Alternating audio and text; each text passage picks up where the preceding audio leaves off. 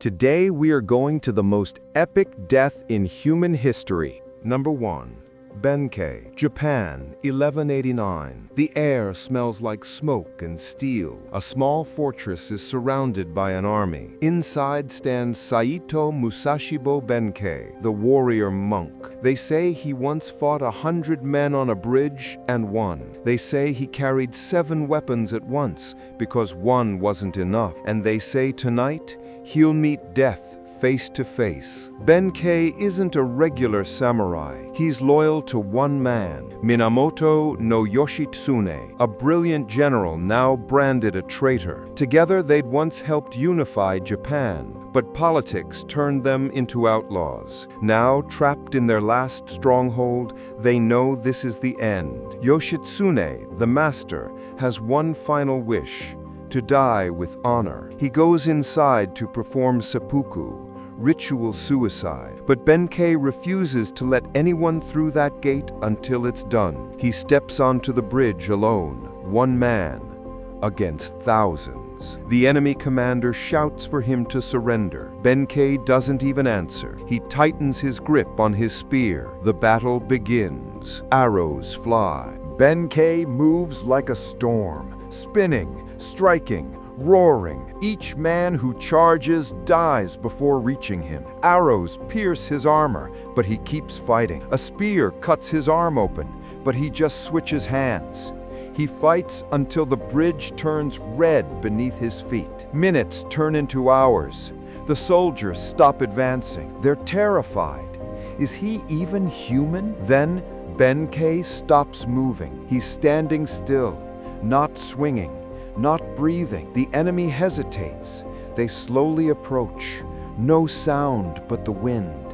And that's when they realize he's dead. Still standing upright, still guarding the bridge. He had died on his feet, sword in hand, protecting his master until the last breath. The soldiers, in shock, drop their weapons and bow. They'd never seen anything like it. They called it the standing death of Benkei. Even centuries later, samurai used his name as a symbol of loyalty, the man who refused to kneel even in death. Number 2. Admiral Yi Sun-sin, Korea, 1598. The sea is burning. Smoke, cannon fire, screams. At the front of the Korean fleet stands Admiral Yi Sun-sin, a man the Japanese Navy called the demon of the sea. He had never lost a battle, not one. For years, Korea had been under siege. The Japanese Navy was larger, faster, and ruthless. But Yi?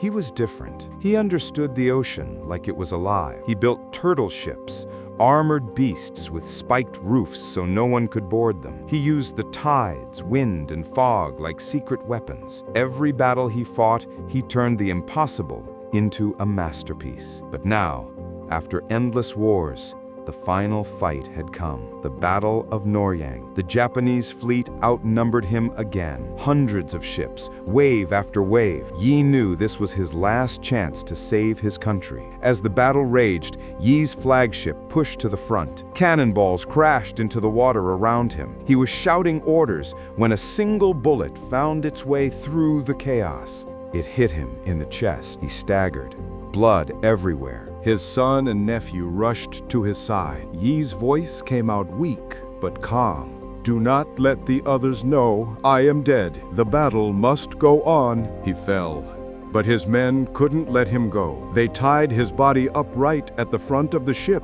so the crew would still see their admiral standing tall. The men looked up and saw Yi Sun-sin, unshaken, still pointing toward the enemy. Their courage surged. They kept fighting. Hours later, when the smoke cleared, the Korean fleet had won. Only then did his officers reveal the truth. Yi had died at the very start of the battle. He had led them to victory from beyond the grave. Yi Sun-sin's record stands unmatched. 23 naval battles fought, 23 victories, 0 defeats. His final words were written in his journal the night before. "Do not grieve that I die. "The sea will protect my soul." He was buried by the coast he loved, and in Korea today, school children still learn his name, the admiral who refused to lose, even in death. Number 3. Rasputin, Russia, 1916. Winter, kind that makes your breath turn white before your lips even move. Snow piled high around the Yusupov Palace. Inside, a plan. The nobles nervous. They whisper like frightened children. At the center of it all is one name, Grigory Rasputin, a mystic, a healer, a man who somehow went from a poor Siberian peasant to the most powerful voice in the Russian Empire. He had the ear of the Tsarina herself because he'd done what no one else could. He'd saved her son, the heir to the throne, from deadly illness. But that miracle made him dangerous. The royal family trusted him. Everyone else wanted him gone. So that night, they set a trap. Prince Yusupov invited Rasputin over for wine and cakes. What Rasputin didn't know, they were filled with cyanide, enough to kill 5 men. Rasputin arrived smiling, eyes gleaming like he already knew too much. He ate the cakes, he drank the wine, and waited. Minutes passed, then hours. Nothing. He didn't even look sick. He laughed. The nobles began to panic. How was he still alive? Yusupov pulled a gun and shot him in the chest. Rasputin collapsed. Finally, they thought it's over. They left the room to tell the others. But when Yusupov came back, Rasputin's eyes were open. He stood up and lunged. The prince screamed. Rasputin grabbed him, his face twisted but alive. They fired again, in the back, in the head. He still crawled forward. Finally, after what felt like forever, Rasputin stopped moving. They dragged his body through the snow and threw it into the frozen river. Days later, when police found the body, they discovered something horrifying. There was water in his lungs, meaning he was still breathing when he hit the water. He hadn't died from poison. He hadn't died from bullets. He had drowned. The man just refused to die. When the news spread, people called him immortal, a demon, a saint. No one knew what to believe. But one thing was certain: Rasputin's death marked the beginning of the end for the Russian Empire. Within a year, the Tsar would fall, the dynasty would crumble, and the world would never be the same. It's almost poetic. The man who wouldn't die became the symbol of a world about to be reborn through chaos. Thanks for watching. If you enjoyed this, hit subscribe.